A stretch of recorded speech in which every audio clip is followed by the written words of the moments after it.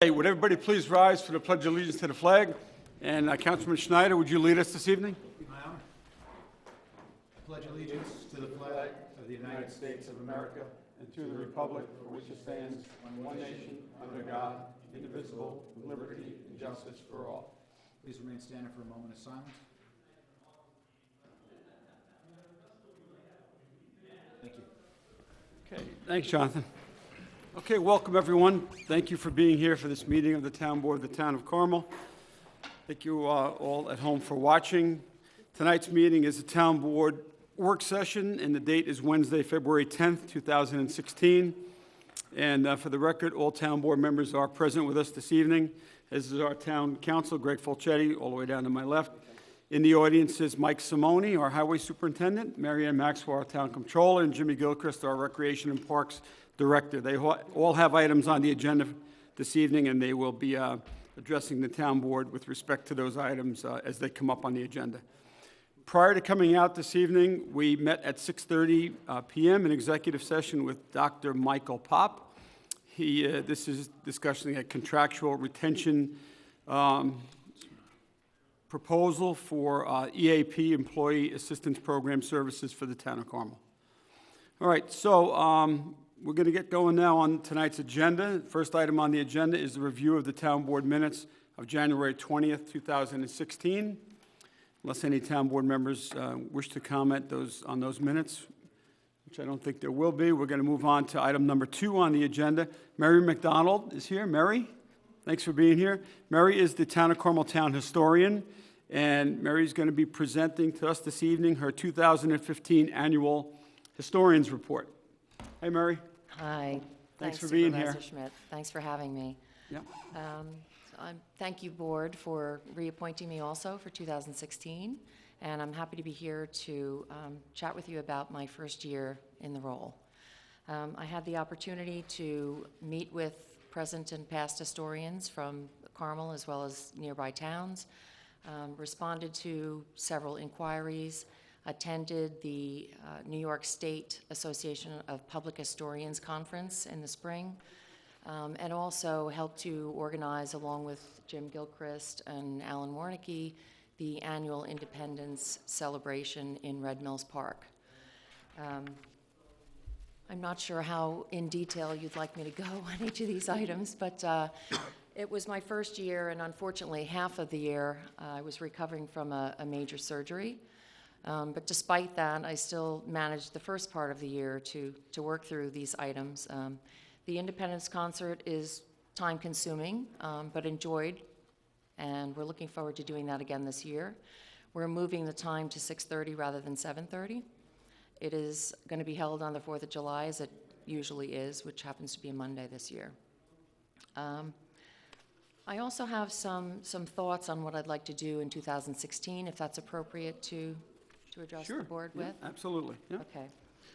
The town has quite a few historical markers, 43, and I think it would be an interesting project to feature each marker in an article, create a map of the town with the location of the markers.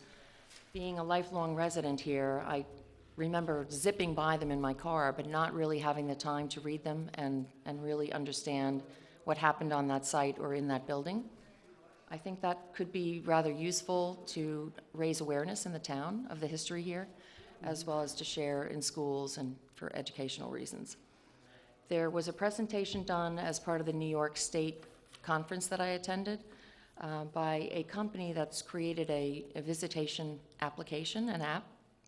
So they've turned it into a game to go out and seek and find these road markers, which I found very intriguing. I'm not an app developer, so I'd like to start with a more manual version and perhaps feature an article once a month, which is quite a lengthy project given there are 43 markers. As I said, we're going to continue with the Independence celebration. We also want to reinstate the cemetery tours from previous years and hold that in the October timeframe. We have about 20 cemeteries. They're all in fantastic condition right now. I understand the budget has been raised for the maintenance of the cemeteries. Like to work with Alan Warnicki and the cemetery committee to reinstate that tour for October. Were there any questions specifically about the report that I submitted formally to the board? I wanted you to comment on, I guess part of your job responsibilities, and I think you know where I'm going, is the inquiries that you Yes. receive from people who either are coming into town, prospective buyers, and I did find, I guess that you are also now a ghost chaser. Yeah, that was an interesting request for sure. I was contacted by a woman who was in the process of buying a home. She and her husband, they were just about to go to their walkthrough, so it was pretty far along in the process. She called to ask me whether I was aware of any deaths in the home, because when they were touring the house, she said that she had a very eerie feeling and wanted to know if anyone had passed away in the house. So I made a few calls to find out what exactly happened in that home. I was originally told there was a fire there, and that turned out not to be the case. The fire was in a home further down the street. I did find out, though, from previous residents on the street and others that I spoke to, that in the 50s it was a party house. So there was a lot of fun that happened in that house rather than any deaths. So that was the good news. I do not know whether they went through with the purchase or not, but it was an interesting research to do. You could put that on the bottom of your, resume, ghost Right, chaser. exactly, yeah. Thank you. Sure. I thought it was, Thanks for I asking. brought it up only because I It thought it was- was, it was definitely very interesting. funny. Yeah, very funny. Yeah, thank you. Mary, do you know if the millstone that was originally in the Red Mills Park, or at that site, was that ever recovered and brought back to the Red Mills Park? I do not know, but I can add that to my list of things to Okay. research. Yeah. Because Alan Warnicki, I'm not sure if you're familiar with Alan. I spend a lot of time with Alan. I just spent an hour and a half with him on Saturday, talking about the cemetery tour and the Independence. He may have some information for you as Okay. to where the millstone is. I Thank know you. it was removed from that site and brought to a location up in Kent. And once it was located in Kent, I believe, don't quote me on this, but it may have been trailered back into Mahopac somewhere. Okay, So Alan would have that information. If he Okay. does, if he knows the location of it, we should probably try to get that back to Red Mills Park, absolutely. and maybe set that I'm up surprised somewhere. Alan hasn't already endeavored to do that. He's so committed to the park. Yeah, I'm I'll give him a surprised he call. hasn't, but Yeah, I thank you. think he would be your best source of information as to where that millstone might be. Yeah, I've spent a lot of time chatting with Alan as well as Greg Amato. They both are a wealth of information. Very helpful because I'm still learning in the job. I've grown up here, but there's so much to know, so much history. Yeah, Okay, yeah, thank all you. right, great. Any questions for Mary, the No, historian? Mary, I thought your report was great. Oh, I actually thanks. enjoyed reading it. Thank you. Thank you. I wasn't quite sure how much to cover, but, No, it was perfect. oh, good. Thank you so much. I appreciate it. Thanks so much. Do you have any questions of us, Mary? Not at the moment, but Okay. I'm ready to go out and find that millstone for you. Yeah. Do I think Eddie Cook actually volunteered to Oh, fantastic. transport it. So he might be someone that you might be able to ask as well, too. Absolutely. So between Eddie, Alan, and Greg Amato, I think you might be able to track it down. But Terrific. I think their plan was to relocate it back to the Red Mills Park somewhere. That would make sense. The original site of where, Sure, the Red absolutely. Mills, Yeah. where it was, so. Okay. All right, let me know how you make out Thank with you. that. Absolutely. All right. Thanks so much. Mary? Thanks, Mary. Good night. Okay, next up on the agenda is number 3, consider approval and authorizing mailing of the quarterly newsletter for the Lake Cassie Park District. Board, you have the newsletter. As in the past, they've done an excellent job, putting the letter together. It seems to contain a lot of valuable information for those residents that reside in the Lake Cassie Park District. It's a Monday. And they did a really amazing job fixing up the Lake Cassie clubhouse as well. So I have to give them credit for that, and I'd like to thank those that were involved in rehabbing the old Lake Cassie clubhouse. Really came out nice, and the newsletter, as I said, is really laid out well, which contains a lot of useful information for those residents in the Lake Cassie community. Does anybody have any questions regarding the newsletter or the layout of it? Very nice. There's some nice photographs in it. Looks like they're having a great time at a New Year's Eve party. And those who haven't been out to the clubhouse to see the work that they've done to it, I would encourage the board members, when you get an opportunity, to go out and visit the clubhouse. Billy Sicleri or any of the other members can get you inside and take a look at what they've done inside. So, thank you once again, members of the Lake Cassidy Park District, for all the work that you do to enhance the beauty of your clubhouse and the beachfront as well. All right, next item on the agenda, number 4, is Mary Ann Maxwell, Town Comptroller. Mary Ann is here with Michelle Tanafrancia. She's our senior account clerk in the Comptroller's office. And this is for the December 2015 budget revisions. Mary Ann? Good evening. Okay, these are the budget revisions for December of 2015. We're hoping that all of the encumbrances are accounted for. The audit for 2015 is the weeks of March 14th and March 21st. So there's another month that we'll be working in the Comptroller's office to close the year. So I'll just go through this. It's 4 pages long. I'm not going to cover everything, but I will touch on the main ones. On page 1 in the general fund, number 2, we're providing for a retirement payout in the Justice Court for $20,876. That is coming from the compensated absence fund balance. Number 3, we're providing for accrued compensation time payout for 2 CSEA members, and this is part of their CSEA bargaining agreement. Number 4, in the general fund, we're providing for costs related to the reassessment project from the reserve fund balance for that project, and that's $51,500. That should cover the cost through 2015, December of 2015. Number 5, in the general fund, we're providing for evidence and property management software in the police department, and that is coming from seized assets money that they received. Number 7, in the general fund, we're transferring for justice court prosecution expense of $7,000, and that's coming from the defense line. Number 8, we're transferring for police uniform pay and overtime expense.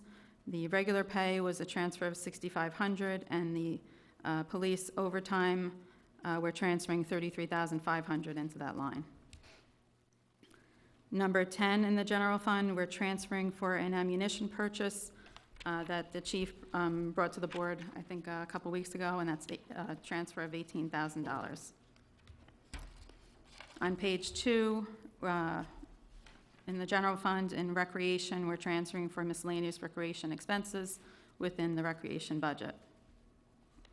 In the highway fund, transferring for machinery repair expense of $33,000. That's coming from other expense lines in the highway fund. In Carmel Water District number 2, we are transferring for emergency repairs, and also we're transferring for estimated December water usage expense. We haven't received that bill yet, but that's an estimate of $29,000.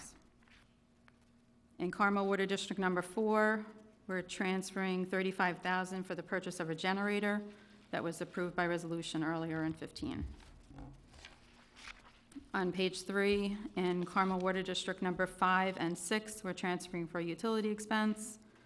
In Water District 7, we're transferring a total of $5,700 for repairs to the Ivy Hill pump house. Carmel Water District number 12, we're transferring a total of $17,800 for utilities, water main breaks, and emergency water purchases in that district.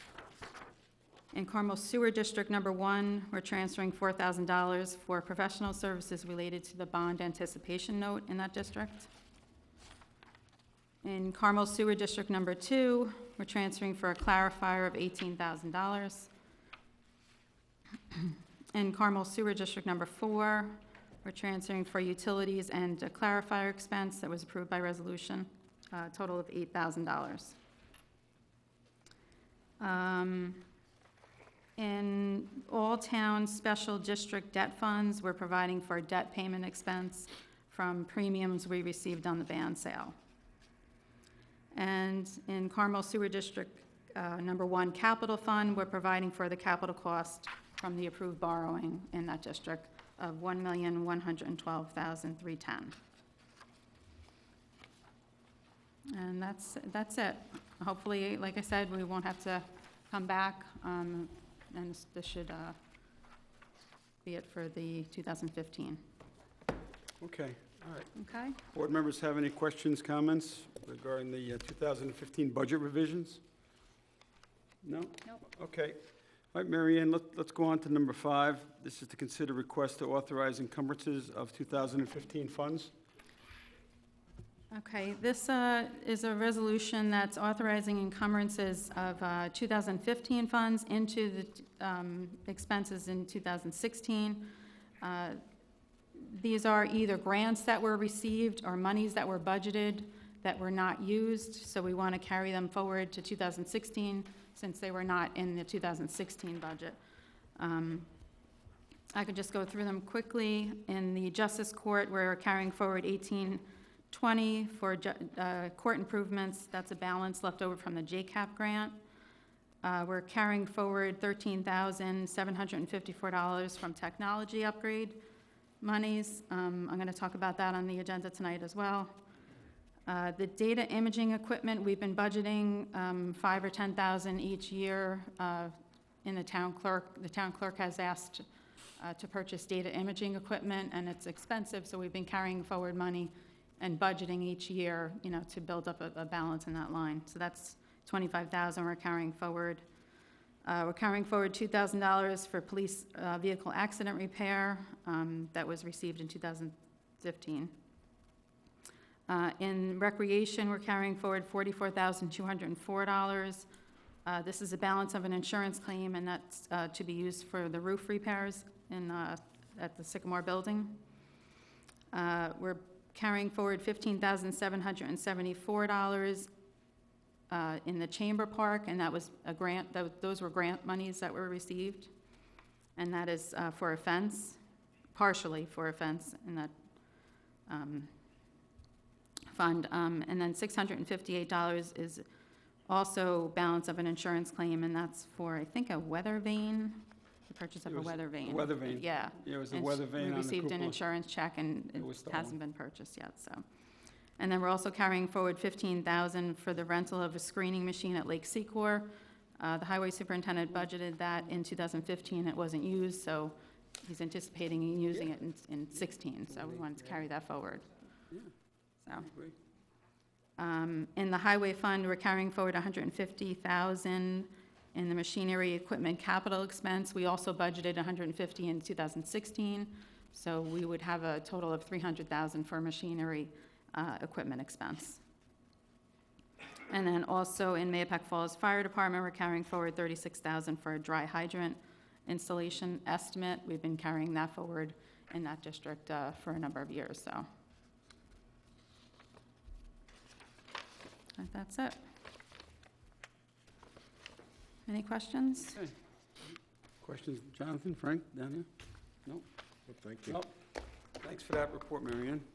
All right, number 6 is 2016 Town of Carmel IT system upgrades in various town departments. Okay, Councilwoman McDonough, Ann Pascarella, and myself have met with Glenn Sullivan from Sullivan Data several times to go over the technology expenses in this building, recreation, highway.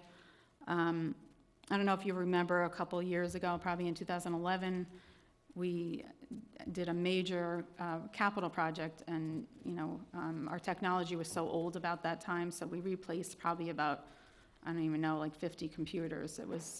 We actually had to borrow for it back then. So what we've been doing each year is we've been budgeting a certain dollar amount, $30,000, and we've been carrying money forwards, to keep up with the technology, keep up with the upgrade, so we're not in that position ever again. So we did have, as I said earlier, we did have $13,754 $13,754 left over from 2015, which we're carrying forward. We budgeted $33,000 in 2016. So I think there are 12 computer replacements that we're going to be doing in various departments, and you can see on the spreadsheet, I covered where the replacements are gonna be. Some of these computers that we're replacing are about 4 years old, so we're going to be moving them to other locations, not just getting rid of them, because they're still pretty decent computers. We're gonna be putting a public access computer in the recreation building for public access. When they get their new software, the public can come in and actually register right there using this computer, so that will be good. And we're gonna be moving some other computers around. I think there's gonna be a temporary staff person in the building department that does not have a computer now, so they're gonna be getting a computer. So we're gonna be, utilizing the ones that we're replacing, as well as getting new ones, so. And then the plan is to continue this and get another 12 computers next year and continue this rotation of technology. Marion, are we looking, I thought we were looking to upgrade the phone system. It's a project. Now, is that part of the technology, or is that would be a separate? That's a separate, we don't have those numbers yet. Okay, that's fine. Yeah, I don't know if it was part of the technology or a Yeah, separate line. it is part of technology, but we don't have those numbers yet. We Yeah. do have 22,000 left in technology, in the technology budget. We are also, what's not included in this is we are looking at getting a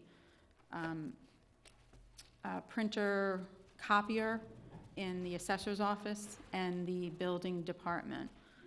They utilize the upstairs copier quite a bit, so they asked for a new printer, and instead of getting a new printer, we're looking into getting a printer/copier for those offices. Makes sense. Smaller one, but, something that they can use, because they do utilize the upstairs copier a lot, so. We would keep the upstairs one. Oh, there. yes, Just definitely, use it less because they would have their own. They would have their own, the residents also used, the copier upstairs, so I think it would just be for staff in Sure. the building department. Yep. And then the assessor's office, it does utilize the copier, a lot, so, Perfect. okay? Mary Ann and John, since we're on the technology subject, and you mentioned the phones, John, Ann Pasquarella is the chairing that committee, the phone replacement committee. And do you want to just give a brief report on, what you've done, what your committee has discussed thus far, and where we're at with that? Okay, on the committee is myself, Michelle Tenafrancia, Nina Calamaya from Recreation, Neil Brown from the Police Department, and Mike Simone from Highway. And we've met several times already, along with Glenn Sullivan of Sullivan Data, and we're putting together a proposal of the needs of Town Hall, Highway, and Recreation. We're trying to put all the phone system together, where, in other words, if you wanted to call Recreation, you don't have to dial out. You could just call or transfer a call to Recreation. You could transfer the call to Highway. So right now, Glenn is putting together the actual proposal of what the town needs, and it should be ready by the end of February, beginning of March. From there, the committee is going to review it, and then we're going to forward to the board for their review. Thank you. John, included in that is the police department. Yeah, well, Neil Having Brown. the capability to transfer Transfer calls to the Putnam County or Right. 911. over the, yeah. Perfect. We're coming into the 21st century. Thanks, Ann. Okay. All right, does anybody have any questions, comments for Mary Ann regarding the IT system upgrades? No? Okay, that's it, Mary Ann. Okay, thank you. All right, thanks, guys. Thank you. Okay, next, number 7, Mike Simone, our highway superintendent. This is to consider request to attend a seminar for local road and bridges advocacy campaign, March 8th through the 10th in Albany, New York, and the cost is $309. Yeah, good evening, Board. Going back, I know you remember you passed a resolution in December to the governor asking him to consider funding local roads a lot more. This is in aspect with this, we're we go up there, 600 to 700 highway superintendents, and we lobby with the legislature to make sure that they're on our side to have this go forward. So it's a busy day. We spend a lot of time visiting with members up there and trying to get our point across that local roads do matter, and we do need more money from Albany. It has paid off in the past. We have been getting increases, be them minuscule as they are. We will be looking for a lot more this year going forward, so. Okay, great. Thanks, Mike. Board members have any questions, comments for Mike regarding the work session up in Albany? Good luck. Yep. Thank you. Okay, next up, number 8, also Mike Simone, Highway Superintendent. This is to consider a request to advertise for bids for miscellaneous supplies.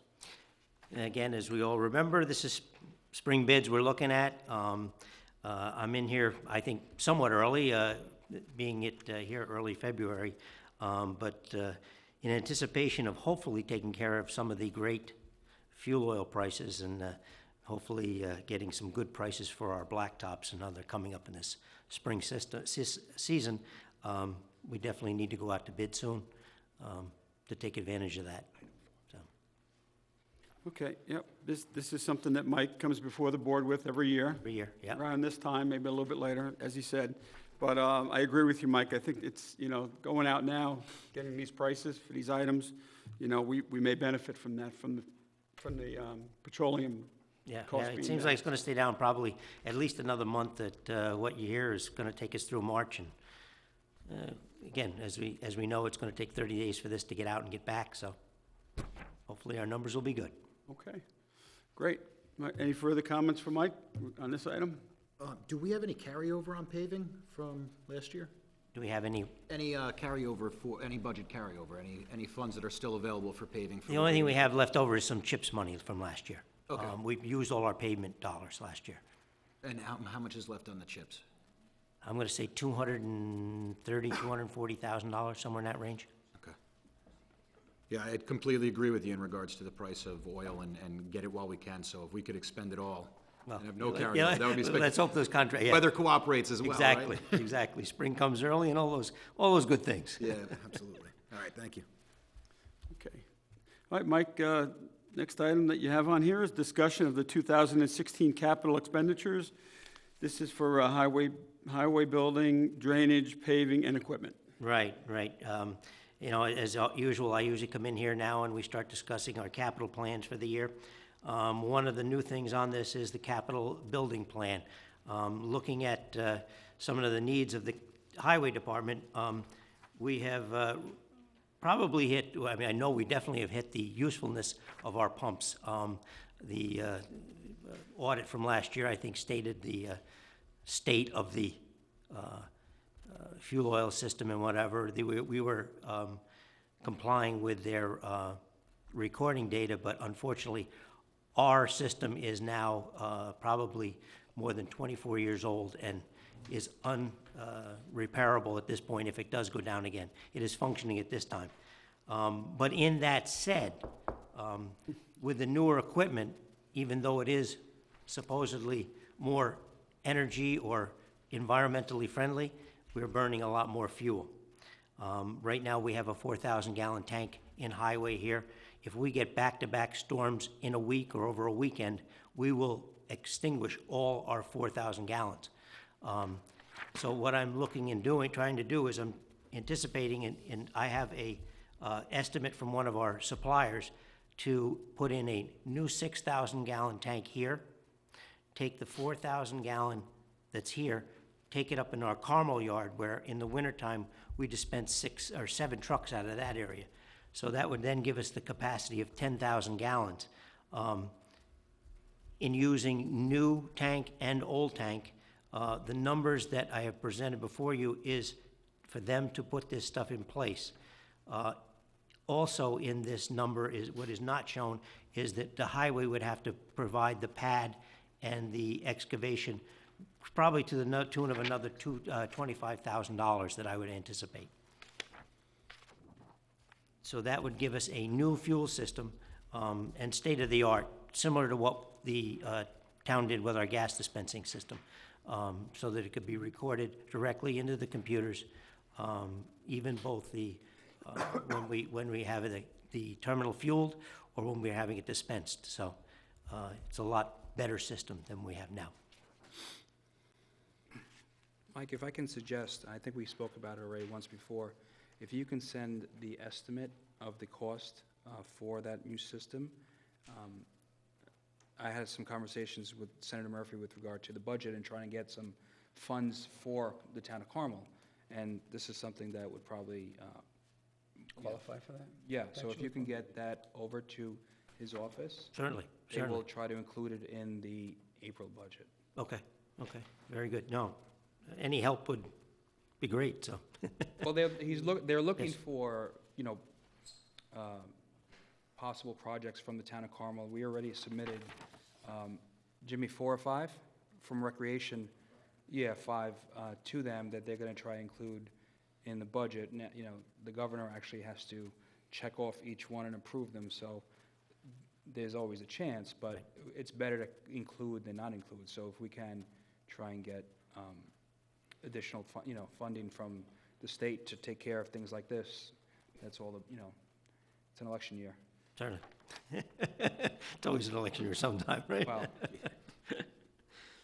Moving on along, the back of the garage wall. The wall facing the salt shed here at 55 McAlpin, my belief is that when they put the salt shed in 92 or 91, we excavated that down and we exposed more wall than had been exposed in prior years. 24 years later, between salts and the environment, a lot of the block now has disintegrated. So what I've had is a mason come in. I've gotten some early estimates. We're looking at between $45,000 and $50,000 to redo that whole back wall, which is about 82 feet, to excavate it away, replace it with block, and then to alongside every 8 or 10 feet to run some piers to strengthen that wall. Again, that wall is what holds up the back side of the garage and the flooring, so it's, if you look at it now, I was gonna try to have pictures, but in light of the last 2 weeks of snowstorms, which we finally got, my plows and everything are against there, so I really couldn't get any good pictures, but the block itself is literally turned to powder and deteriorated, so it's something we need to do, so. Okay. All right, and you want to include that in your, as part of your capital? I think it only right. In talking with Mary Ann, there might be some general fund capital money that we might be looking at, be able to look at other than going out and bonding it, so just something for the board to look at. Yeah. But those things at Highway, I think, definitely need to be, in the building line, need to be addressed this year. We've gone out probably as far as we can go at this point. Okay. And what were the prices? You received one quote so far, Mike? Yeah, between $45,000 and $50,000. Okay. Yeah. That's with Highway doing all the excavation work and everything. This is a mason coming in and pulling out the wall, the block, replacing the block, and pouring piers every 8 or 10 feet to reinforce the structure that's there. Okay. All right, when, did you have a time frame when? Well, again, winter's got to be over. Obviously, when the weather gets. Right, I mean, that's a spring project, I would think. Spring to summer, sometime in that range, but yeah. All right, so you want to, Greg, do we need three, what do we need, 3, it's a bid? It'll be a bid, right, because at that price, Right. that cost? Would have to be bid, yeah, but you have to put the funding in place first to bid it.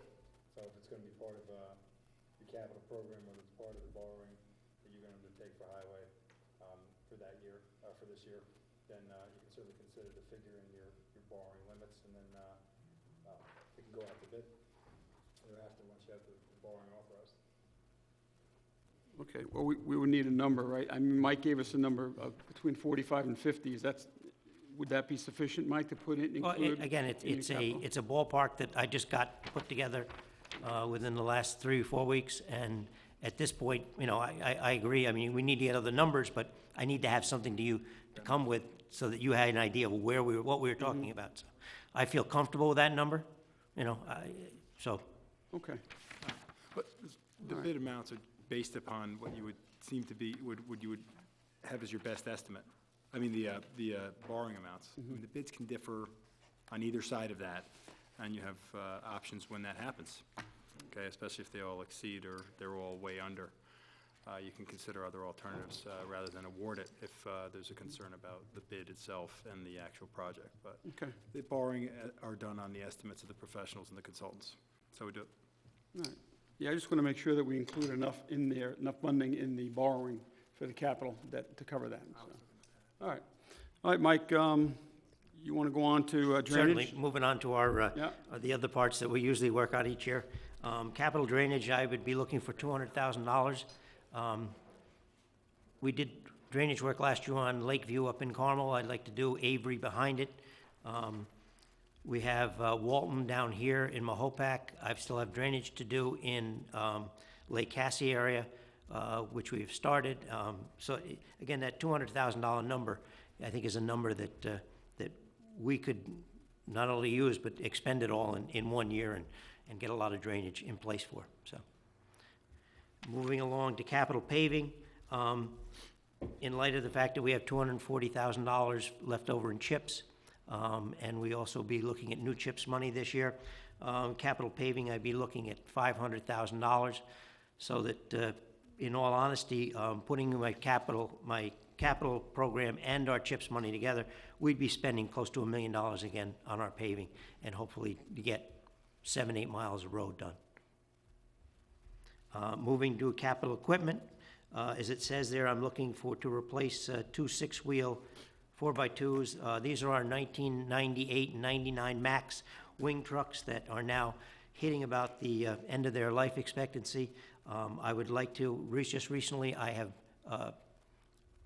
we went out to bid and we're purchasing a new Mack wing truck. I believe we did that in December, so these numbers are pretty much on par. If we get this done fairly quickly, the numbers should stay pretty much the same, and we'd get the 2 plow trucks, and I'm also looking to get another lowboy truck to introduce to the fleet, so. Okay. All right, that's it for capital equipment, Mike, the two dump trucks with the plows, wing plows, and the lowboy heavy-duty 4x4 with a dump. Right, Okay. right. All right. Board have any questions, comments with respect to any of the highway superintendent's requests? Drainage, paving, equipment, anything like that? Okay. All right, Thank you. we're good. Thanks, Mike. Thanks. All right.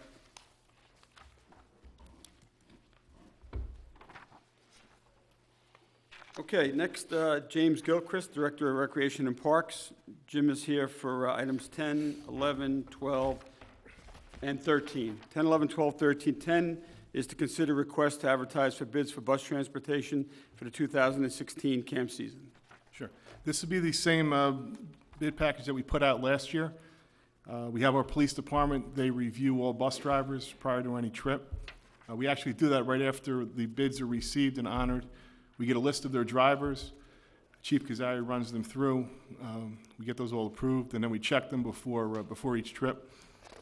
And if we have a new bus company, I imagine Kenny and I will go again and kick the tires up at the garage wherever the bus company are. Road trip? Yep, He buys lunch this time. absolutely, yeah. Hey, where's that resolution from last year? Exactly. So, yeah, we were very happy with At the. the time he forgot his wallet? That was it. He doesn't have a wallet. Yeah. He's got alligator arms. I think you paid the toll also, didn't you, going over to Newburgh Bridge? I don't remember Yeah. that, no. Yeah. I'm not sure which way we came back. Yeah. So that, again, we'd be looking to do that over the next month or so. And I'm anticipating these numbers will be coming down this year with the fuel costs coming down. Cool, yeah. Jim, who did we use, just refresh my memory, last year? I think it was George Carroll. Carroll, that's it, Yep. Carroll. You said there's an additional bus service? There's a third one? No, well, if you look at the end, you'll see all of the bus companies that we send it out to. We've had Bauman for years. We had Chappaqua in years prior to that. So we try to send it out to as many people as possible. Usually you end up with anywhere from 3 to 5 companies that'll respond or pick up packages. So all these companies on these last 2 pages, Yes, you yep, you send the specs out to? yes, yep. Okay. Yeah, and they do it out of the town clerk's office. Okay. And then they'll keep track of anybody that says they're not interested, we take them off the list. Or if a company's out of business, the same thing, we'll take that off the list. So these are all active companies that we've been sending to for probably the last 6 years. Okay, any questions, comments regarding bus transportation for the summer camp program for this year? No? All right, thanks, Jim. Next on the agenda, 11 is to consider request to accept proposal for the installation of the new registration software for the Town of Carmel Recreation Department. Sure. Yeah, we've been working on this since the budget cycle of last year. We've gone through quite a few different recreation software companies. We've actually gone out to recreation departments, witnessed residents coming in, signing up, using different programs. We met with Glenn Sullivan, our IT representative for the town. He gave us some recommendations. So we are recommending going with Community Pass. It's called Capture Point is the name of the company. Glenn is currently reviewing the contract that's attached here. He just finished doing it for, I think, the village of Mount Kisco. So there were some points that he was concerned about. What I'll do is I'll have them, if we go along with this, I'll have him pass that information on to Greg, and then we can review it there. This will be, we're going to phase this into the recreation department, where currently right now we'll be setting up a computer outside of the office area. So if a resident doesn't have a computer at home or is not able to do it for some reason, they can come into the department. We'll have somebody, receptionist or somebody else in the office, will go out and assist the resident on signing up for the program. And then we're going to transition in the fall to doing online registrations with credit cards. We're not going to do that right off the bat. The first phase will be get all the programs into the software package and do the registrations. That would be for the spring program and the summer camp program. Once we get that all squared away, then we'll open up the online registration in the fall. We will put all that information in the fall brochure. So it'll give us a chance, instead of going in, because we're starting our registrations at the end of March for our spring and summer programs. They'll be able to pay via credit card It- at, Yes, but not online. yeah, So- online meaning like remote at home. Yeah, exactly. Yeah, They if they they can come come in, into they the can- office and do it, or they can use the computer in the office. Yep. So, again, they're familiar with our website, Virtual Towns. They've worked with a calendar from the registration program going onto the town calendar down there. They're also, we work with the controller's office regarding KBS. They're able to, we confirmed that earlier today, that they're able to take the data from the registration program and just send it right over to Mary Ann in the controller's office. Mary Ann will also have access to the registration program. She can go live anytime, go into a program, check receipts, check accounts, see how everything's going there. So she will be a user on this program. Jimmy, just as an idea, and I don't know if it's a good idea or a bad idea, but now that we're going to be integrating the phone system to reach here to the recreation department, and I guess a lot of these things would be done remotely, and I don't know if people actually come here maybe to register or thinking that they can register here in Town Hall, but could we have a computer here in You Town can Hall? do, you'll be able to do it, once we go live, you'll be able to do a registration anywhere. You can go over to Ann's desk and do a registration. Once you're on the internet. Yeah. Okay, so only Similar those to like people, so LSA. basically, those who don't have a They can go to a computer would come library. to- They can- Okay, you'll be able gotcha. to- So yeah. it- But okay. we're going to have a computer over at Recreation, as I stated before, where we can actually, most people are going to have a tough time right off, especially older people signing up for the dog park. They might have tough times navigating through the program. Right. So, but we've witnessed what other communities are doing. It's really nice. So if you come in with, say, a 14-year-old child and you want to sign up for a program, when you go through the whole process, every program that's available for a 14-year-old boy will come up as you're doing the registration. So, oh, geez, I didn't realize you had this program or that program. We might be able to take another step forward and bring in Carmel United Soccer, Carmel Sports Association, MSA, and have them part of it, where it's more than a link. As a 14-year-old, you have all these programs that are available in the fall for your child to sign up for. And then it would take you right over to their program.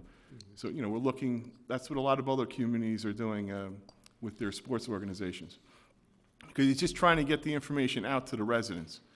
You wouldn't believe how many people are not aware of, say we have a dog park. You know, still people don't understand that that's out there, so. But this is, it's not that expensive compared to some other programs that are out there. That came into the mix when we were going through the process. It's an average cost. You're looking at a little over $6,000 for the first year. And then each year after that, it's $2,750. The licensing each year is $2,500. Yes, $2,750, right? Yeah. And in anticipation of this new software and programs, Jimmy actually included the cost of this. I think we budgeted $8,000, was it, Mary Ann? We budgeted $6,000. Okay, And we have so we're- additional funds in that line for other office equipment, I think it was. Yes, yep. Okay, all right, good.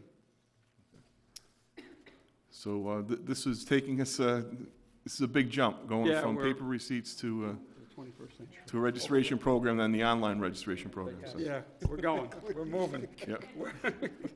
We're making progress, Jim, Little by little, for yeah. sure. Yep. No more handwritten receipts. Yeah, gotta make sure we keep it dry, that's the main Yeah. thing now. Mary Ann, cut down on the pen expenditures for recreation, all right? Pay him, yeah, please. All right, any questions or comments regarding number 11? All right, we're going to go on to 12, Jim. Consider request to accept proposals for the purchase of a baseball field groomer, and this was also included in the Recreation's 2016 budget. Sure. So what I did is I looked at three different groomers and different companies. And I've got a book here if you guys want to take a look at them or not. The first, which was the lowest, was Wilford McDonald. That's a Smithco machine. That's the catalog I have right here. Great machine. It's got the drag mat in the back. It's got the scarifier in the center, and it also has an attachment that goes on the right side. It's an edger that's used along the grass line, and it's also used along sidewalks in different applications. So that's a great, you get the lips along the baseball field. We'll actually be able to edge that. So this machine came in the lowest. It's very similar to the Jacobson machines that we have, which would be the highest price machine with $19,000 versus $17,500. And the machine that's in the center it's not a riding machine, it's a stand-up machine. And John, you were able to get that information for me. I actually demoed it. They don't call it a rider, they call it basically a walk behind where you stand on it. I had some safety concerns with it. Basically what you're doing is you're almost standing like a sulky behind this machine. You have complete vision of the front, sides, and back.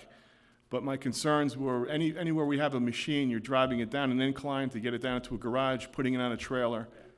There are no safety switches, so when you exit the machine, it doesn't turn off. They said the best thing you could do is throttle it down. So those are a couple things that I just backed right off of it. I recommended on the foot pedal where you stand is when the weight's off of that, maybe the machine could cut off or throttle down.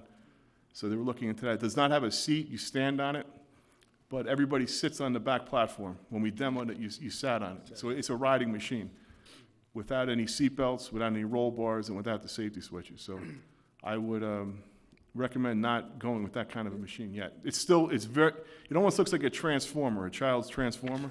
It's a real neat machine, but it doesn't have any covers on any of the hydraulics of the engine. It's just a straight out nuts and bolt type machine. So that will be evolving over time. I could not find any local municipalities that use it yet, but that's something that would be perfect for a field that you groom it and you drive to a garage right next to the field and park it. I wouldn't recommend bringing that around town. So like Kenny was saying, this is in this year's budget. So I was looking to purchase that prior to the baseball season, get that going. And then we would have 4 baseball field groomers. I would take the oldest one out of circulation, and we've got a couple other pieces of equipment that I was looking to auction off in the spring. I'll come to you and then probably put it on like an Auctions International to try to maybe bring with some of Mike's equipment in from the highway department and police, and try to make some room in the garages. One of the pieces of equipment, the machine that we traveled up to, where, Hamilton, New York, to pick up? Village I don't know of if that's a classic. I don't know if I want to get rid of that one. What was that one? It's not a Gravely, is it? It's a wing mower. It's a wing mower. Do you know who makes it? I don't remember. Yeah, it's a nice machine. It's a green one. Yeah, it I really remember. is. It's got the wings on it. Yeah, diesel, four-wheel drive. Yeah, it It's a could be John 12-foot Deere. cut. It's a- Yeah, Here's green. yeah, I think it might be a John Deere. It's a No, it's no, it nice wasn't machine. I forget the name of it, but it wasn't a John Deere. But we don't use it a lot, right? It hasn't been used. It's used minimally as a backup machine, but it's something that's great for a fairway or cutting down big meadows. That would be something that it leaves. It doesn't really mulch up. You have a lot of clippings behind you. It doesn't have a side discharge. It just cuts it and drops it right behind you. Jimmy, I think you're gonna add that to the list. Yeah. Yeah, I would add it to the list because if we're not using it Yep. much, there's no sense in keeping it. It's taking up space somewhere. Yep, you know, it's up in and McDonough there's Park. probably a value to it still. I'm sure there's. I hope I so, think we yeah. paid, what was it, 5,500 for it or something like that? Yeah, 6,000, it's somewhere around there. I bet you could probably get 3,000 or 4,000 for it, the way it is. Maybe a highway department wants to buy it. Carmel Highway have any interest in it? I think it would be great for the Mayapack Falls Fire Department, for that big metal they have behind there. Yeah, That would be a perfect spot for it. Send them a flyer. they're gonna want us to donate it to them. Yeah. You're painted red.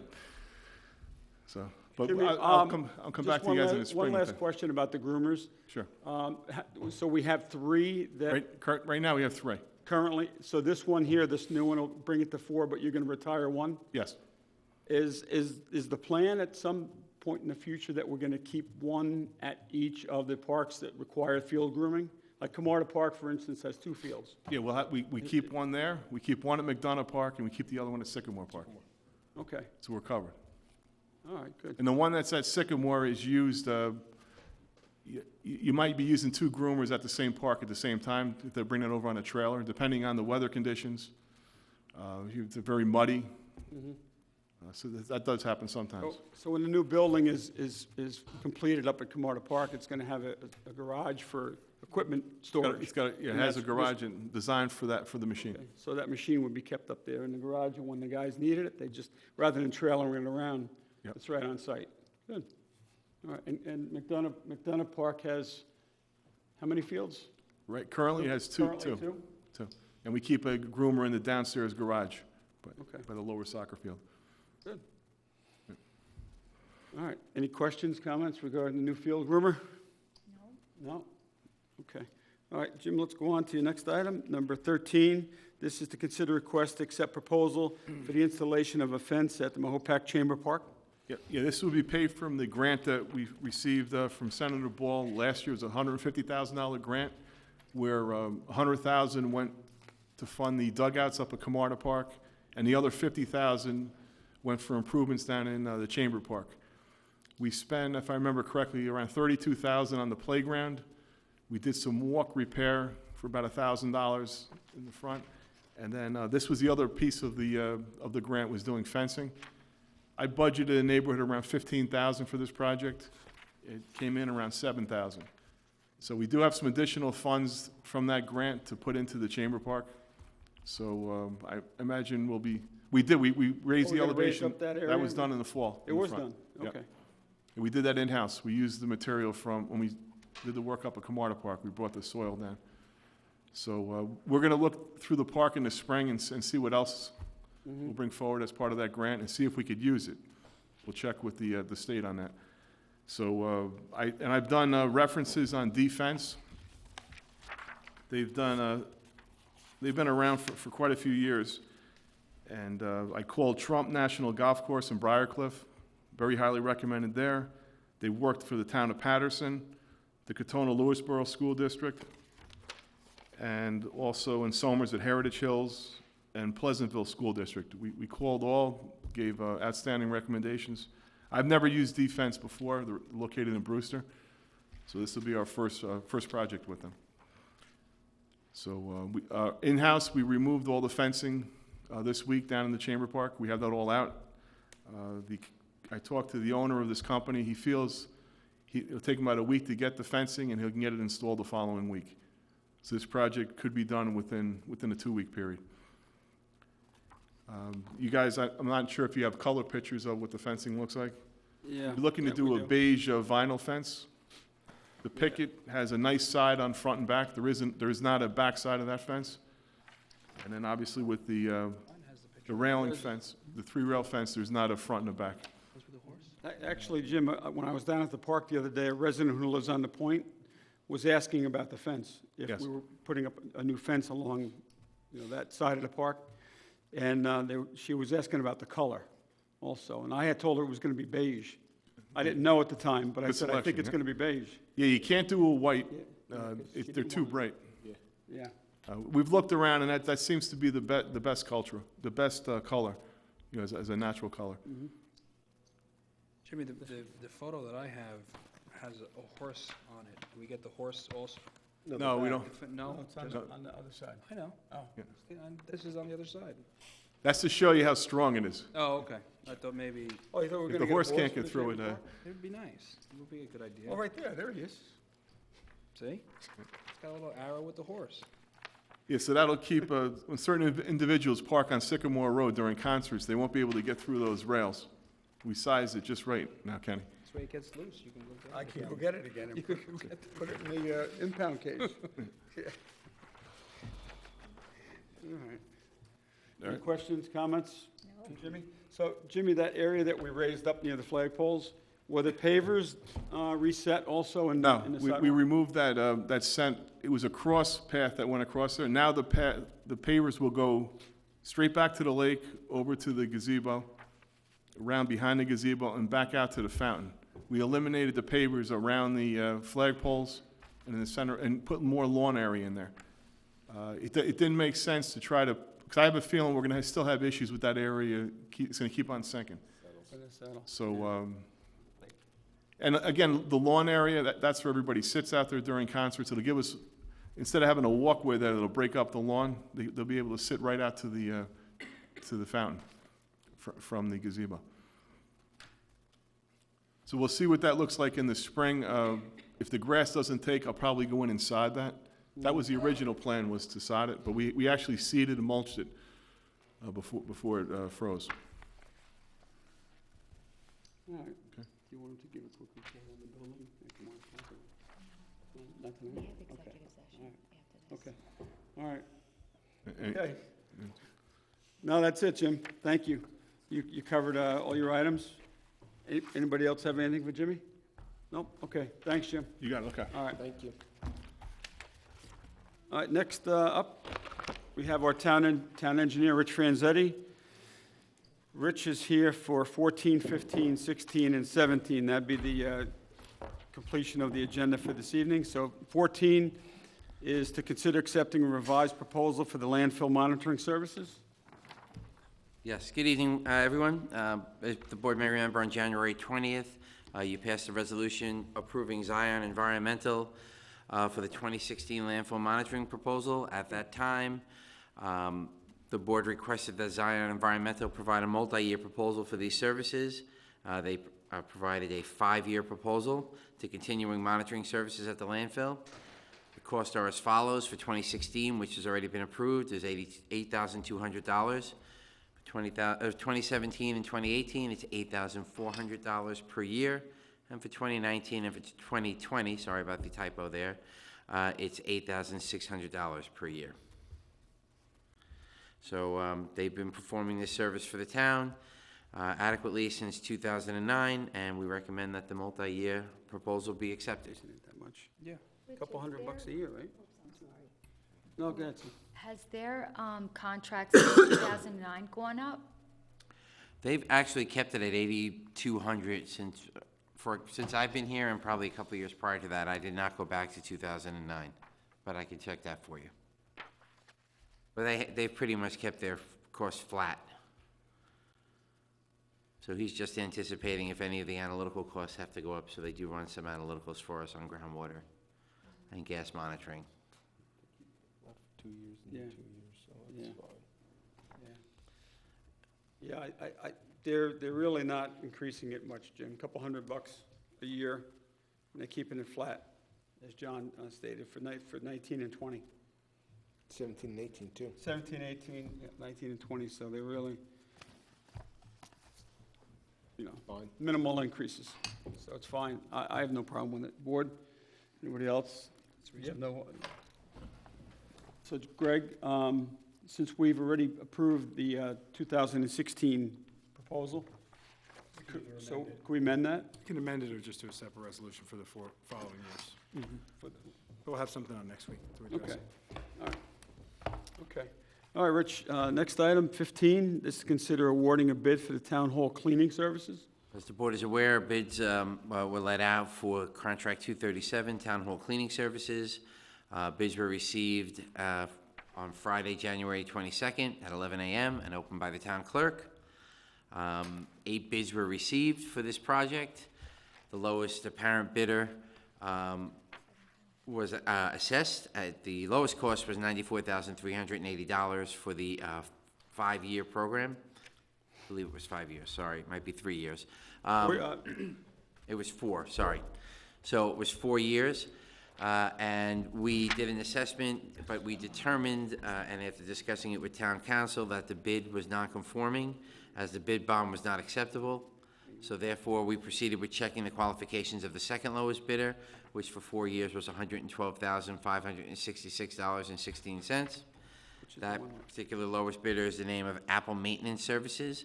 They are presently the providing services to Putnam County. We checked references with Putnam County, and we found that they were acceptable to Putnam County, and they provided all the necessary information, so we only referred to one reference and considered them to be qualified. Based on the information that we've gathered, we recommend that the contract be awarded to Apple Maintenance. The award would be for 2016 and 2017, with unilateral options on the part of the town of Carmel for 2 one-year extensions. So for 2016, it's $23,961, which should be a prorated, because it's going to depend on when they start. For 2017, $24,392.26.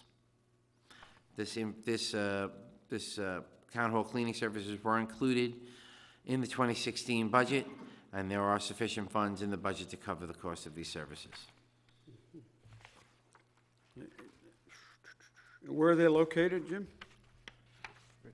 I mean, I'm sorry. You keep calling me Jim, I'm not going to answer. No, all right. Sorry.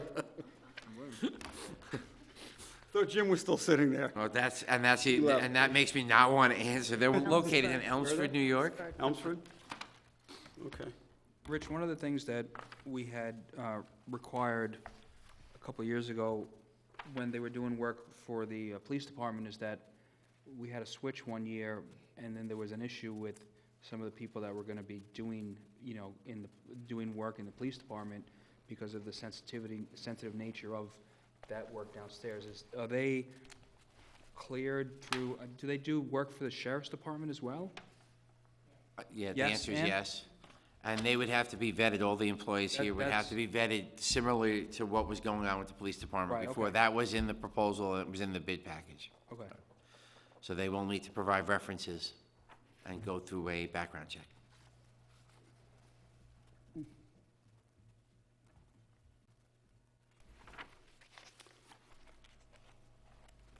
Okay, does anybody have any further questions or comments for Rich with respect to the cleaning bids for town hall cleaning services, which includes the PD and the town hall? Yes. it's both. Mike, you have your own separate cleaning service, right, over at Highway? What does Recreation do? Jim's gone. It's, Jim, what do you do over at Recreation? they clean it themselves. I have no idea. They clean it They do? themselves. They do it themselves? Yeah. Okay. Well, they got the guy. It- Oh, okay. They got the guys there, the maintenance guys. Maintenance guys. Oh, okay, all right. Okay.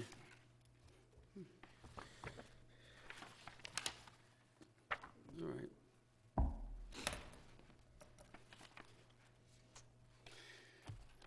All right, board, so what do you want to do? Do you want to Thumbs up. go ahead and award this, approve this, or do you want to hold off, and do you have any other concerns, or? I'm good. All right. Yeah, we're And the almost hours? 20% below budget. The hours, 36,000. Rich? Business hours, Bus- 8:30 to 4:30. Normal business hours, Monday through Friday? Yes. And the weekends at the PD, was there something included? It's in- whatever the PD had normally. They'll arrange it with these guys, but I think they take off on Thursday and work Saturday, and so that there is cleaning going on over the weekend, because it is staffed 24/7, so Yeah, they because have to have they'll cleaning need, on the weekend. they'll need something on the weekend. Correct. Okay. And Rich, I'm sorry, or Donna has contacted the references that this company, We only looked at one reference. They already are performing this service for Putnam County, and therefore we consider them qualified for the work. when you say Putnam County, is it with all of Putnam County facilities, or just Yes. one facility? I believe it's all their The facilities. the yes. sheriff's department, the county building? Yes. Okay. And how long have they been providing that service for the county, do we know? I don't know. If it's not on the intake form, I don't know. And who did we contact at the county? Do you know who did you reach out to at the county? A gentleman by the name, I believe, is Peter. No, not Peter. Mr. Pascarella. Ann's husband. Who did you speak with? Ann's husband. Oh, Peter Pascarella. It is Peter, correct? Sorry, Ann. okay, and I'm sorry, that's the person that would have the information regarding the company? Yes. That, whether they're satisfied with them or not? Yes, we spoke. We have an intake form that we spoke to him, and that was it. Jane's husband? Okay. You do work with her daily, right? You're over the head or something? Yeah. It's cold But in I here, didn't right? know, I didn't know Pete knew anything about the cleaning of the facilities. He's in I don't know charge if of the he did purchasing that or not. department, right? Or something with billing? Good gravy. Okay, next. All right. Okey-doke. Great topic within budget, it's gonna be good. You say so. Okay, next, number 16, discussion of the East of Hudson Watershed Corporation Operation and Maintenance Policy. So as the board may be aware, the town of Carmel is a member of the East of Hudson Watershed Corporation. East of Hudson Watershed Corporation is made up of 19 municipalities covering Dutchess, Putnam, and Westchester counties, and was established as a regional stormwater entity as a response to the heightened phosphorus removal requirements by the New York State Department of Environmental Conservation stormwater regulations. The goal of the East of Hudson Watershed Corporation is to administer and coordinate and install stormwater retrofit projects. Through the East of Hudson Watershed Corporation, member municipalities, which are all MS4 communities, are collectively achieving compliance with the stormwater retrofits under bubble compliance. And the state has required that under bubble compliance, a 5-year phosphorus reduction was set at 459.5 kilograms. Our portion, the towns, was 72 kilograms, about 16% of the total East of Hudson watershed goal. To date, there have been 13 stormwater retrofit projects installed in the town to achieve a total phosphorus reduction of 28.6 kilograms, about 40% of what our goal is of 72 kilograms. As we are under bubble compliance, and to date, the East of Hudson Watershed Corporation has achieved 478.1 kilograms of phosphorus reduction, which is an increase over what they were required to do. The bubble compliance has required that each of the municipalities maintain the stormwater retrofit practices that have been installed or will be installed in their respective municipalities. Failure to do so would violate the New York State stormwater permit and cause the bubble compliance to fail. In addition, the board should be aware that the DEP, there's an attached letter from the East of Hudson Watershed Corporation that the DEP may be willing to fund some or all of the next 5 years' worth of stormwater retrofit construction, but they're not willing to fund O&M, and they are looking for the municipalities to take on that responsibility. Just to read between the lines on that, New York City DEP will not fund any additional monies for stormwater retrofit practices unless the municipalities undertake O&M for their stormwater retrofits. Have they always done that, Rich? Meaning, It's always like we had to pay for the O&M? Or did they used to pay for the O&M? no, also? the answer is no. Nobody has ever paid for the O and M. It's been the 800-pound gorilla in the room since the dawn of the East of Hudson Watershed Corporation. The goal was to meet the compliance of 472 kilograms, 459 kilograms, come hell or high water, and we'll worry about O and M when we get to it. Well, now we've completed our first 5 years. We're in the process of completing the first 5 years. We're in year 6 at the moment. Even though the funding was good for 5 years, they've extended it because they're letting us they're letting the East of Hudson put in the projects beyond that 5-year window. And they're basically saying, you have another goal of 459 kilograms in the next 5 years. Right. So they basically doubled down. And they're not gonna fund anything until they see that maintenance was performed on the ones that are in the ground. Now, on the last sheet, our O&M these are, I'm assuming, just rough figures? These are according to the East of Hudson Watershed Corporation, these are conservative figures to do the maintenance. They're hoping that the numbers would come in cheaper if each of the municipalities, member municipalities, were to use their highway force or highway personnel to do that. And, you know, Mike and I still need to talk about what the requirements are for that. On the grand scheme of things, and though, Mike, we haven't talked, it's gonna be a lot of just vac cleaning and inspections, but I would perform the inspections as part of it being the town engineer. I would do the inspections, and if there's any maintenance to be done, I would let Mike know that. So hopefully, we can keep those minimum costs. The problem with that is, we've only achieved 40% of what our goal was. So we don't have the full complement of stormwater retrofit projects within the town of Carmel's borders that meet the overall goal that the town of Carmel has to meet, 72 kilograms. We only have about, whatever I said, 28.6, we're way shy. And we have to meet another 72 in the next 5 years, okay? So what this O&M estimate is making us do is, towns like Somers and Brewster, they've put in above and beyond what they were supposed to do. Not they, the East of Hudson, identified projects, installed stormwater retrofits in those areas that achieve more than what those municipalities were to do, or required to do. And the goal of this is to be kind of more of a socialistic way of looking at it, in the sense of, I only had to meet 2 kilograms, Putnam Valley, for instance, but they're achieving 15. Why should I have to pay for 15 kilograms of maintenance? It should be, we're in bubble compliance, my 10 makes us get there closer. I'm only paying for 2, everyone else contribute and make sure that I'm able to pay for the full amount that way. So that's kind of what's going on with this. So is this a yearly amount or a 5-year? Because it's a 5-year thing. Is I gotta it get down to the yearly? bottom of that one. I think that's Susie, the permit's a 5-year. no, that's an annual cost. This is annual. That's an okay. annual O&M cost. Oh, yeah, if I read on the top, it says annual. Yep. Rich, just to put this in perspective here, because when I first saw it on the first page, and I forgot that I read through this and I wanted to ask you this question. It's okay? We achieved 28.6%, or sorry, 28.6 of 72, about approximately 40%. To keep in mind and put in perspective, because the audience might not be aware, of the 459 in total of East of Hudson Watershed Corp., we're 72, 16%, but the next biggest one is Somers at Yorktown at 50 and 54. Nobody else is even close. I mean, there's a few at 30. We're at 72. We're the largest. Even though we're only 16%, we are by far the largest. We have the largest requirement per se. What we've achieved, the 28.6, is greater than some of these their standalone requirements. Why is Carmel required? Like, why is Carmel number so large?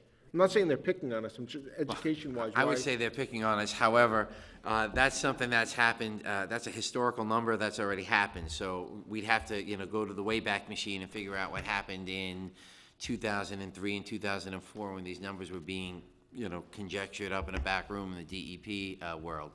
And what they did is they identified, based on mapping, high impervious areas. They're called high-density areas. So where there's a lot of impervious areas, a lot of people living, they said, based on that, here it is. And the town of Carmel has a lot more impervious area in it than, let's say, Putnam Valley. And you gotta also remember, this is driven by where we are, east of Hudson Watershed, hence the name of the corporation.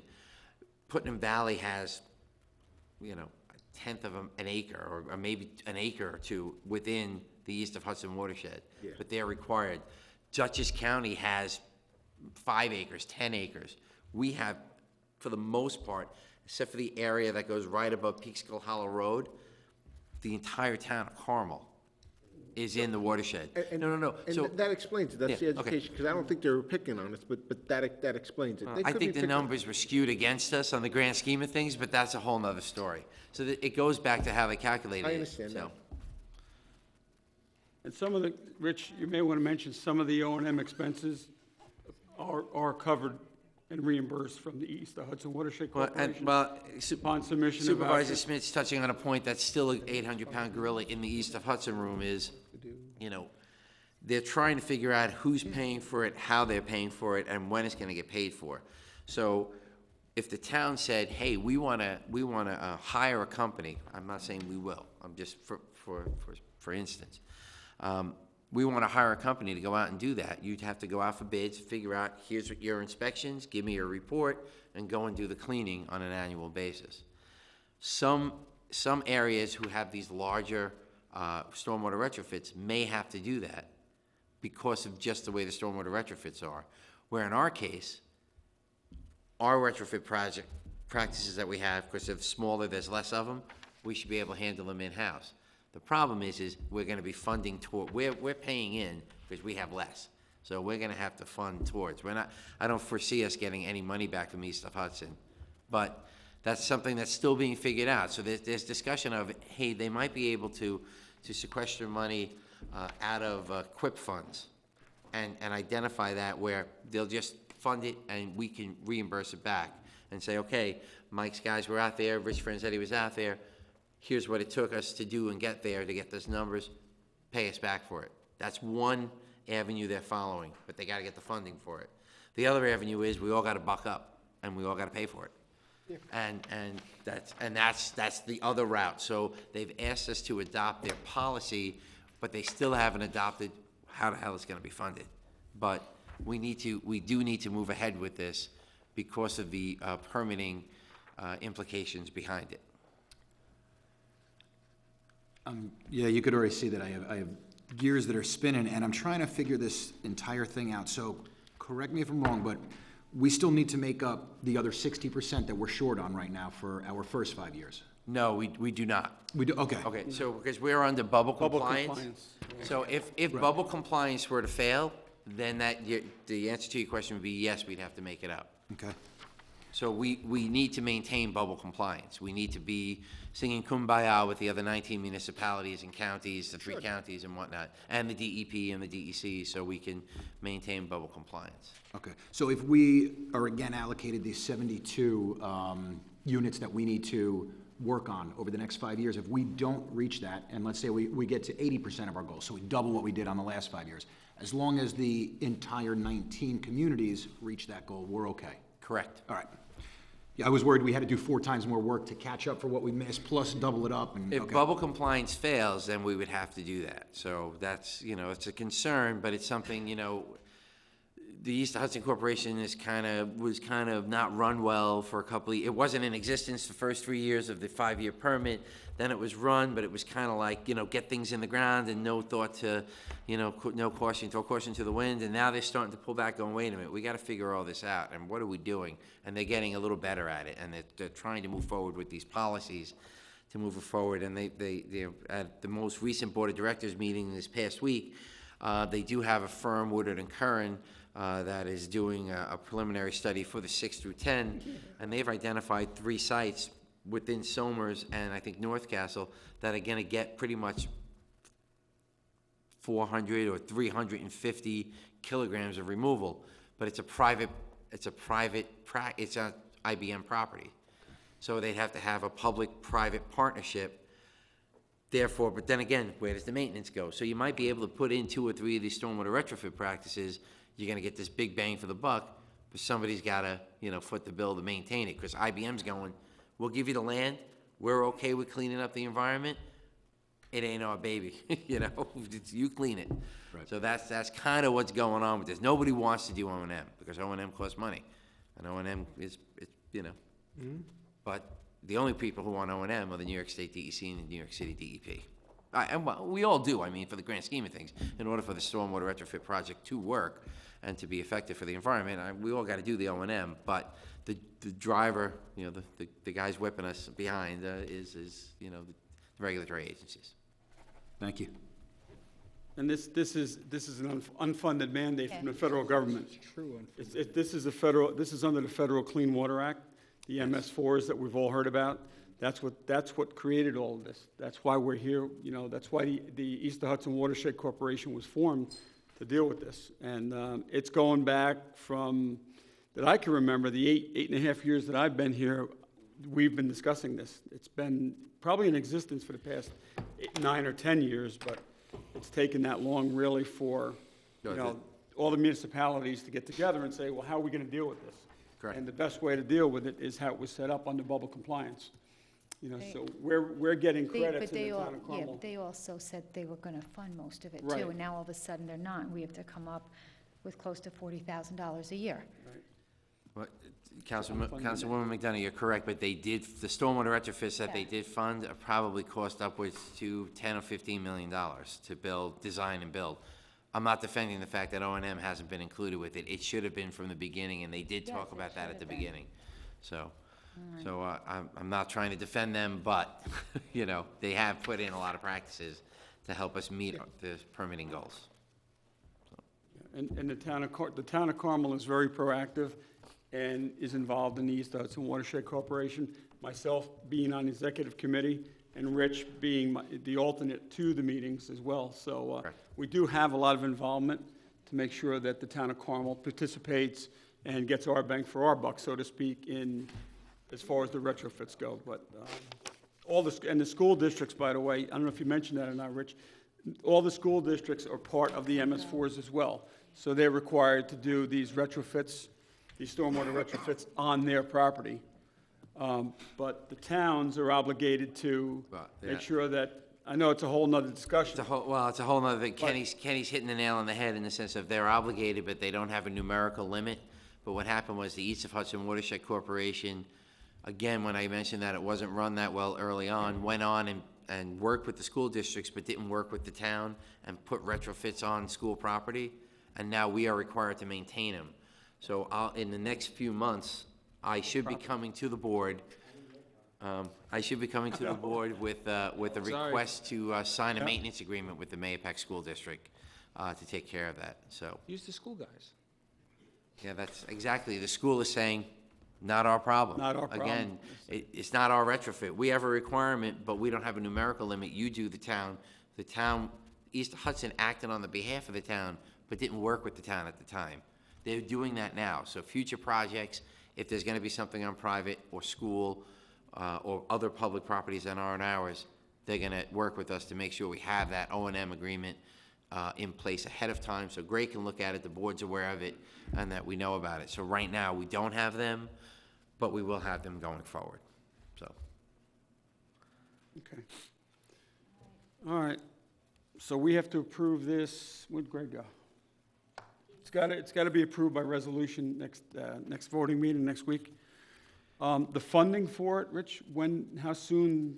They haven't asked for a financial, contribution yet, so Okay. I don't think you need to worry about it immediately. Okay, Doesn't mean you don't have to worry about it at all. at some point, right. So I think they want to see what it's going to take for us to, do the work, do the inspections. They're fairly easy, again, on our part. We only have to do 2 inspections a year. But it's the maintenance, and there's a couple of them that they didn't get a chance to inspect, so I got to go out and inspect them. They're on, properties, and we'll figure it all out. All right, good. And when Mike is out of the winter, Well, yeah, I will work with Mike, but right now Mike has more important things to worry about, so. all right, good. Any questions, comments regarding the O&M for East Hudson Watershed Corporation? No? Susie, John, you good? Okay, all right. All right, thanks, Rich. So you'll once the resolution is passed, you'll let them know at East Hudson that Carmel is now Yes. has a resolution for that? Okay. They may need a copy of it as well, I don't know.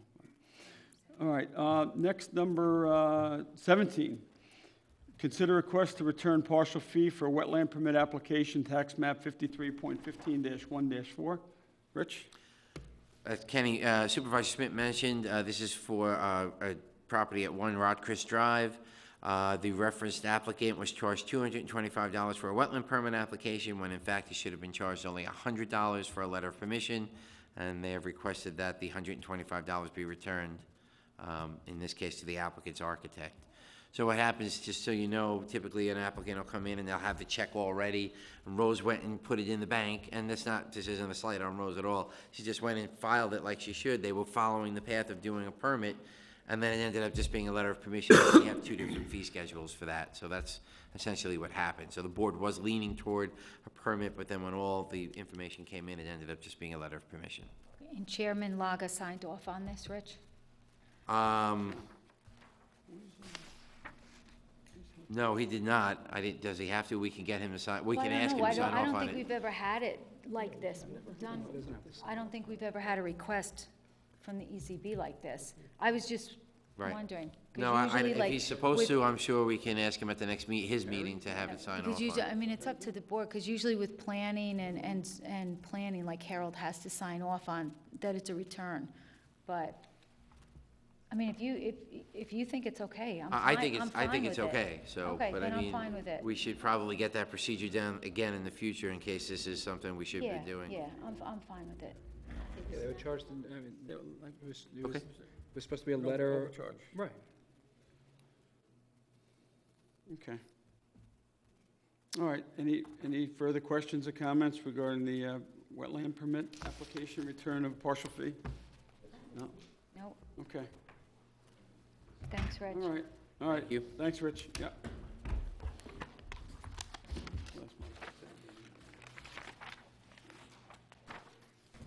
Okay, that completes the agenda items for this evening's Town Board work session.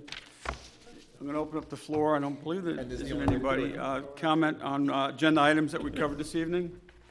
All right, there being none, new business? Anyone here for new business? Oh, it's off Cedar? Cedar Avenue, up by Ellen, there, up that way. Okay, got it. All right, nobody's here for new business, so let's go on. There is a couple of announcements. The Carmel Town Hall will be closed this Friday, this coming Friday, February 12th, in observance of Lincoln's birthday.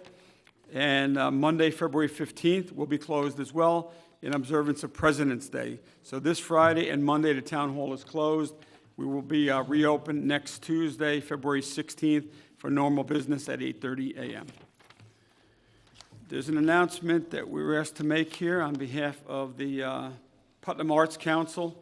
The Putnam Arts Council, in partnership with the Mahopac High School's Friends of Music, present an evening of Cuban jazz featuring the Orient Lopez Quintet in concert at Mahopac High School, 421 Baldwin Place Road, Mahopac, with special guest artists from the Mahopac High School music program. The date is Wednesday, September 17th at 7 p.m. The snow date is February 18th, the following day. It's a Grammy Award-winning music and composer will be performing there. The cost is $10 per person, $5 for students, and seniors, kids under 6 are free. Additional donations are welcome. Tickets will be available at the door. So next Wednesday, February 17th, an evening of Cuban jazz over at the Mahopac High School to benefit the Putnam Arts Council, is in partnership with the Mahopac High School Friends of Music. So, if you need any further information on that, I guess you can contact Putnam Arts Council, and they'll be able to help you out with that. They don't leave a number here, but, yeah, Putnam Arts Council or the Mahopac High School Friends of Music, might be able to contact them as well. But next Wednesday, 7 p.m. snow date, following day, the 18th. Well, you know, can I just say something real quick? I was at the board meeting the other night for the school, and the Pacapellas are going to be in a competition this weekend in Connecticut. So I want to wish them luck. You know that movie, Perfect pitch. Perfect Or Pitch? no, Pitch Perfect. Pitch Perfect? They were doing like that, and that's what this competition's going to be. So I wish them all luck. Pitch Perfect? Okay. Yeah, with Fat Amy. Does anybody else have any announcements, Jonathan? Frank? None? John, you have any I announcements? think we should announce You want to start? Too Too early. the fact that this weekend's going to be very, very, very cold. So if you have neighbors who are elderly or sick, please check up on them. -9, Mike, Saturday, -7. So Yeah, check on your neighbors, make sure that they're okay. good point. Yeah, absolutely. All right, anybody else? Okay, we have executive session this evening, so we're going to be closing the meeting from executive session, and we're going into executive session to, with Mr. Victor Cornelius, who's here with us now. Hi, Vic. Endeavor Municipal Development Incorporated, this is contractual and retention discussion, and also Glenn Drosy, the town assessor, to discuss the Vision's contractual retention contract as well. So I need a motion to go into executive session. So moved. So moved by Councilman Lombardi. Seconded by Councilman Schneider. All those in favor? Aye. Okay, good night, everyone. We'll see you here next Wednesday, February 17th, for Town Board voting meeting at 7 PM. Good night, be well.